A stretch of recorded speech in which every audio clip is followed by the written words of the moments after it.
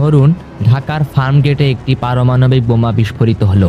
বলাই বাহুল্য ঢাকার চঞ্চল জনপদ এক নিমিষেই নিস্তব্ধ হয়ে যাবে। বলা হয় পারমাণবিক বোমা যেখানে বিস্ফোরিত হয় সেখানকার আশপাশের মানুষ কিছু বোঝার আগেই ভস্ম হয়ে যায়। মনে করেন আপনি পারমাণবিক বোমা যেখানে বিস্ফোরিত হয়েছে সেখান থেকে অনেক দূরে আছেন, কিন্তু ঠিক কতটা দূরে আছেন আপনি? কতটা দূরে থাকলেই বা আপনি নিরাপদ থাকবেন? 1945 সালের হিরোশিমা নাগাসাকির ঘটনা আমরা অনেকেই জানি। ফ্যাটম্যান ও লিটল বয়ের আঘাতে এই শহরের প্রায় 2 লক্ষ মানুষ নিহত হয়। যুগ বদলেছে, প্রযুক্তির উন্নয়ন এখন দ্রুত গতিতে বাড়ছে, সেই সাথে বাড়ছে পারমাণবিক অস্ত্র ব্যবহারের ঝুঁকি। বিশ্বে মজুদ পারমাণবিক অস্ত্রের সংখ্যা প্রায় 13,000-এরও বেশি। আধুনিক পারমাণবিক বোমাগুলো ফ্যাটম্যান বা লিটল বয়ের চেয়েও 60 গুণ বেশি শক্তিশালী। ধরা যাক উত্তেজনাকর কোনো পরিস্থিতিতে ঢাকায় 1 মেগাটন পারমাণবিক বোমা বিস্ফোরিত করা হলো। তৎক্ষণাৎ 1 সেকেন্ডের আগেই তৈরি হবে বিশাল এক আগুনের বলয়, যার ব্যাসার্ধ হবে 2 থেকে 3 কিলোমিটার। এর তাপমাত্রা হবে সূর্যের চাইতেও বেশি। এই বলয়ের মধ্যে থাকা সব কিছুই প্লাজমা অবস্থায় চলে যাবে। কয়েক ন্যানো সেকেন্ডের মধ্যে সব কিছু ছাই হয়ে যাবে। একটি উত্তপ্ত কড়াইয়ের মধ্যে 1 ফোঁটা পানি ফেললে যেমন সিজেলের মতো শব্দ হয় আর তার পরপরই পানি উড়ে যায়, ঠিক তেমন। অর্থাৎ ফার্মগেট থেকে Tejgaon, Shahbag, Bangla motor, new market, Khamarbari পর্যন্ত ভস্ম হয়ে যেতে সময় লাগবে 1 সেকেন্ডেরও কম।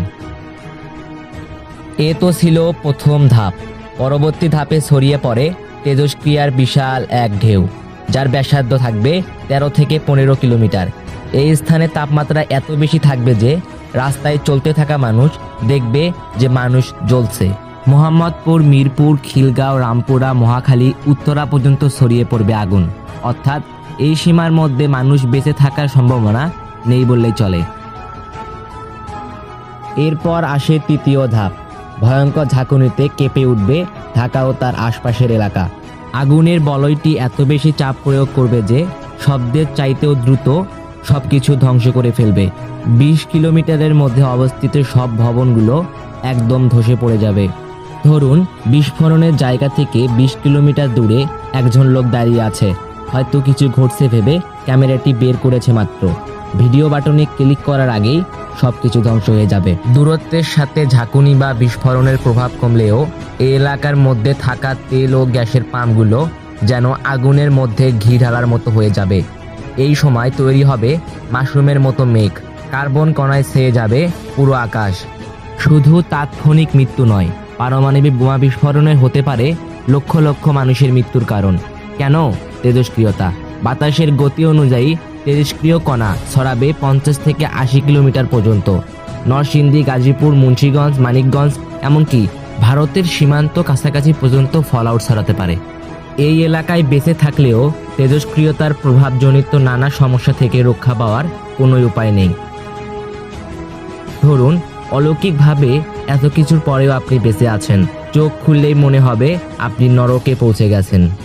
আপনার মতো আরও 2-1 জন যন্ত্রণায় কাতর মানুষকে হয়তো আপনি দেখতে পাবেন।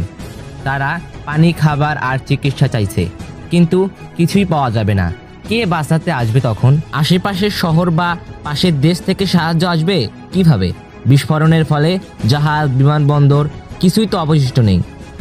সব তো পুড়ে ছাই, মোবাইল নেটওয়ার্কও কাজ করবে না। আর কেউ যদি চেষ্টা করেও তেজস্ক্রিয়ার ফলে শহরে ঢোকা কঠিন হয়ে পড়বে। তার সঙ্গে প্রাকৃতিক বিপর্যয় তো আছেই। কার্বন কণার মেঘের জন্য সূর্যের আলো পৃথিবীতে পৌঁছাতে পারবে না। নেমে আসবে নিউক্লিয়ার উইন্টার। তাপ বায়ুমণ্ডলের উপরের স্তর পর্যন্ত আটকে থেকে একসময় ওজোন স্তরে প্রভাব ফেলবে। নেমে আসবে বৃষ্টি, কিন্তু সে বৃষ্টি হবে অ্যাসিড বৃষ্টি। শুধু ঢাকা না, পার্শ্ববর্তী এলাকা ক্ষতিগ্রস্ত হবে। শস্য উৎপাদন প্রায় বন্ধ হয়ে যাবে। নেমে আসবে দুর্ভিক্ষ। এ তো গেল 1 মেগাটন সমৃদ্ধ পারমাণবিক বোমার কথা। যে অস্ত্র গোটা মানব জাতিকে ধ্বংস করার ক্ষমতা রাখে, সে অস্ত্র তৈরিতে বিশ্ব নেতারা এমন মরিয়া কেন? 2017 সালে বিশ্বের 2/3 দেশ পারমাণবিক অস্ত্র নিষিদ্ধ করতে সম্মত হলেও পারমাণবিক শক্তিধর দেশগুলো তা বিরোধিতা করায় পুরোপুরি কার্যকর হয়নি। তারা এই মারণ অস্ত্র ছাড়তে নারাজ। নিরাপত্তার দোহাই দিয়ে বিশ্বের ক্ষমতাধর দেশগুলো পারমাণবিক বোমা তৈরি করে যাচ্ছে একের পর এক। বিশ্ব পরিস্থিতি এখন যেদিকে এগোচ্ছে তাতে পারমাণবিক যুদ্ধের আশঙ্কা অমূলক নয়। যে কোনো ভুল সিদ্ধান্তে ক্ষমতার দণ্ডে মানুষ ভয়ানক আত্মঘাতী এই বোমা ব্যবহার করতে পারে। প্রিয় বন্ধুরা, ভিডিওটি কেমন লাগলো অবশ্যই কমেন্টে জানিয়ে দেবেন এবং এই রকম গুরুত্বপূর্ণ ভিডিও পাওয়ার জন্য আমাদের চ্যানেলটিকে সাবস্ক্রাইব করে রাখবেন। ধন্যবাদ।